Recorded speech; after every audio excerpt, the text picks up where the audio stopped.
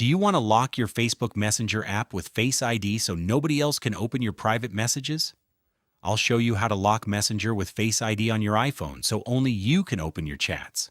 It's fast, it's easy, and it keeps your messages completely protected, even if someone else gets hold of your phone.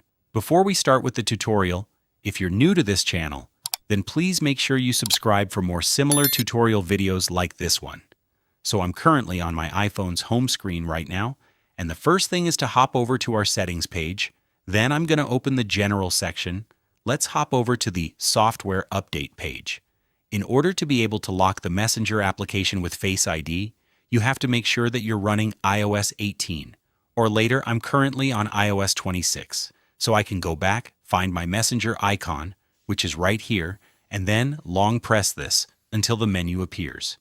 You're going to click on Require Face ID, then this pop-up message will appear asking us if we want to hide the app, but that's for another video. I'm just going to tap on Require Face ID, and then the phone is going to scan my face, it's going to lock the app, and that's essentially it. If I now try and open my app, it will only open when I scan my face, and it's also pretty fast and convenient. Thanks a lot for watching, everyone, and I will see you soon.